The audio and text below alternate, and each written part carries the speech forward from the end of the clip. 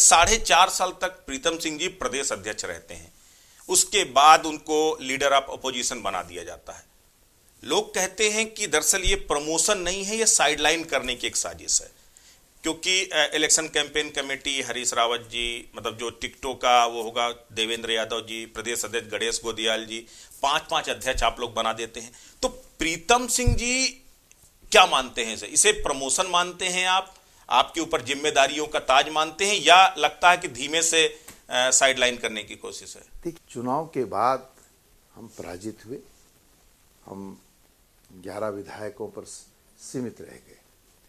उन विषम परिस्थितियों में तत्कालीन हमारे राष्ट्रीय अध्यक्ष राहुल गांधी जी ने मुझे प्रदेश अध्यक्ष की जिम्मेदारी सौंपी और इंदिरा हृदय जी को नेता प्रतिपक्ष की जिम्मेदारी सौंपी। और आप सब भली भांति अवगत हैं कि असमय इंदिरा हृदय जी का देहांत हो गया, वो हमारे बीच नहीं रही।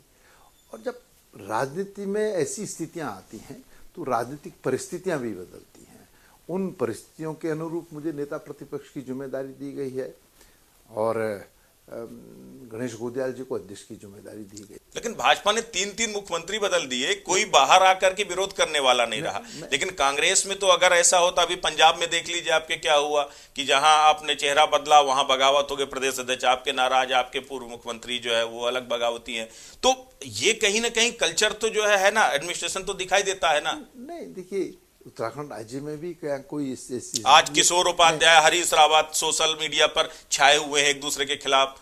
प्रीतम सिंह जी, हरीश रावत जी, तमाम बार जो है चर्चाएं ऐसी आई। तो कुल मिलाकर के ये धड़ेबंदी दिखती क्यों है? देखिए, मैं बड़ा स्पष्ट करना चाहता हूँ, कभी आपने मेरा कोई ऐसा बयान नहीं देखा होगा कि जिससे आपको ये लगे कि प्रीतम सिंह ने ऐसी बात कही।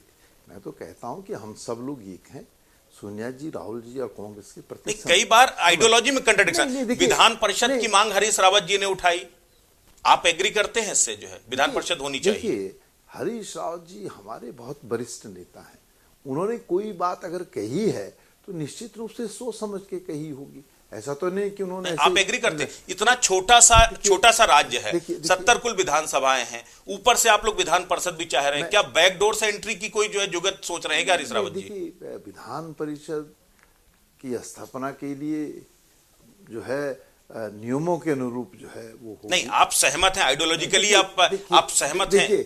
अब हरीश राव जी ने कोई बात कही है, उसके परिप्रेक्ष्य में वही बता पाएंगे। नहीं, अगर आप भी लीडर ऑफ अपोजिशन हैं, अगर सरकार में आते हैं तो क्या विधान परिषद के लिए आगे बढ़ेगी कांग्रेस? मैं वही कहना चाहता हूं कि आप जो है मेरे मुंह से ये शब्द निकलवा करके कि मैं सहमत हूं या असहमत हूं, सीधी सी बात है। सुनिए आप मेरी, उसके बाद आप कहेंगे कि हरीश राव जी का मंतव्य ये था, प्रीतम सिंह का मंतव्य ये था, आपसी सहमति नहीं।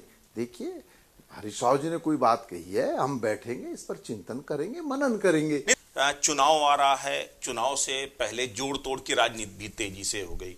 बीजेपी अपनी तरह से तोड़ने में लगी है, आप लोग अलग से तोड़ने में लगे हैं। यशपाल आर्या जी को तोड़ करके आप ले आए, उनके बेटे को आप ले आए। अब कुछ और जो है अपने पूर्व सहयोगियों के ऊपर डोरे डाल रही है कांग्रेस। बीजेपी का आरोप है कि लगातार कोशिशें कर रही है। क्या आपको अपने उन नेताओं पर यकीन नहीं है जिन लोगों ने डेडिकेटली पूरी निष्ठा के साथ आप लोगों के साथ लगे?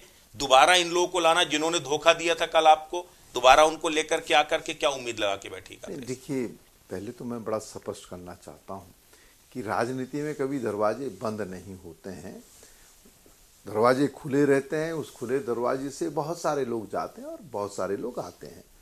इस देश के लोकतंत्र में ऐसा कोई राजनीतिक दल नहीं है जिसमें आप ये कह सकें कि कोई गया ना हो, कोई आया ना हो। ये प्रक्रिया है। आपने कहा कि यशपाल आर्या जी के ऊपर हमने डोरे डाले या संजीव आर्या जी पर हमने डोरे डाले। यशपाल आर्या जी कांग्रेस की पृष्ठभूमि से रहे। 2017 में किसी वजह से वो हमसे अलग हुए और अलग होने के बाद उन्होंने भारतीय जनता पार्टी में जाने का निर्णय लिया। लेकिन मैं कह सकता हूं कि वो भाजपा में रहे, लेकिन शरीर उनका भाजपा में था।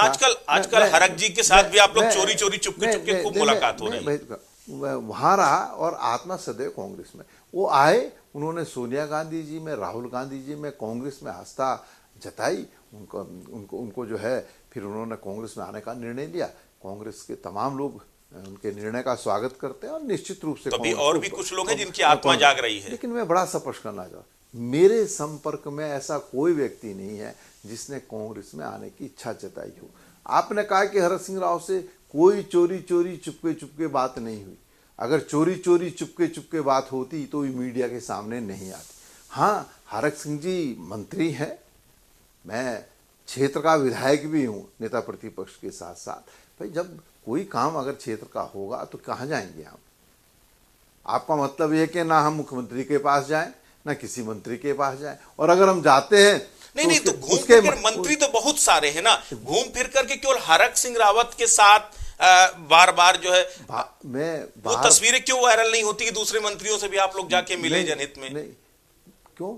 मैं तो जिस दिन यहाँ पर तीर्थ पुरोहित जो है मंत्रियों के दरबार में जो है दरवाजों पर जो है धरना प्रदर्शन कर रहे थे, उस दिन मैं सुबोध उनियाल जी से मिला, उस दिन भी मेरी बात वो चर्चा में आई, साहब मीडिया आ गया। अपने पुराने साथियों से मतलब रह करके जो है। एक बात सुनिए, जहां जिससे काम पड़े उसी के पास जाएंगे ना। मैं तो हमेशा मिलता रहता हूँ मंत्रियों से, काम के लिए तो हमें मिलना ही पड़ेगा। मैं मुख्यमंत्री से कोई आना चाहे अगर हृदय परिवर्तन करके, देखिए मैं बड़ा सब, मेरे संपर्क में कोई ऐसा व्यक्ति नहीं है जिसने कांग्रेस में आने की इच्छा व्यक्त की हो, और कोई आना चाहेगा इस परिप्रेक्ष्य में राष्ट्रीय नेतृत्व निर्णय लेगा। जो राष्ट्रीय नेतृत्व निर्णय लेगा हम सबको स्वीकार्य होगा। प्रीतम जी, एक बड़ा मुद्दा इस वक्त उत्तर प्रदेश में प्रियंका गांधी ने ऐलान किया 40% महिलाओं को हम टिकट देंगे। उत्तराखंड में भी आवाज पुरजोर तरीके से उठने लगी कि उत्तराखंड में भी महिलाओं की भागीदारी बढ़ चढ़कर होनी चाहिए। और खबर तो यह भी है कि आपके प्रदेश अध्यक्ष से लेकर के तमाम वो महिला प्रत्याशी दावेदार वो इस वक्त जो है मतलब एग्रेसिवली इस बात की लॉबिंग कर रही हैं कि टिकट हम लोगों को मिलना चाहिए। कि आप कितने पक्षधर हैं? नहीं, देखिए प्रियंका गांधी जी ने ये नहीं कहा कि हम 40% टिकट देंगे। प्रियंका गांधी जी ने ये कहा कि कोई महिला अगर लड़ने योग्य ना उन्होंने एग्जैक्ट 40% सुन लो ना होंगी तो हम 40% तक महिलाओं को टिकट देंगे। अगर माना सपोज करिए लड़ने वाली महिला नहीं होगी तो फिर 40% का आंकड़ा आप कैसे छुएंगे?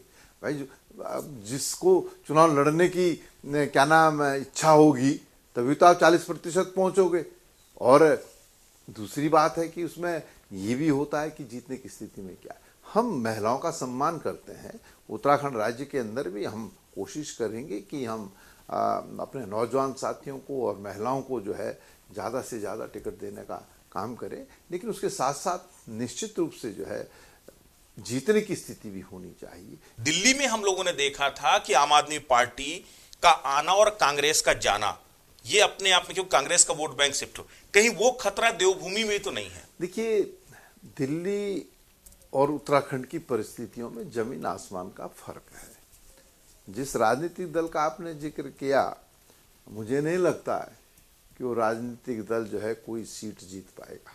चलिए, बहुत बहुत शुक्रिया हमारे साथ बात करने के लिए। तो ये थे प्रीतम सिंह जी, जिन्होंने बेबाकी से अपनी राय रखी, अपनी बातें रखी और यह भी कहा कि कांग्रेस समेकित नेतृत्व के साथ 2022 के चुनाव मैदान में जाएगी और भले ही बीजेपी अब की बार 60 पार का नारा बुलंद कर रही हो, लेकिन सही मायने में कांग्रेस 60 से ज्यादा सीट जीत करके लाएगी। तो आज के लिए बस इतना ही।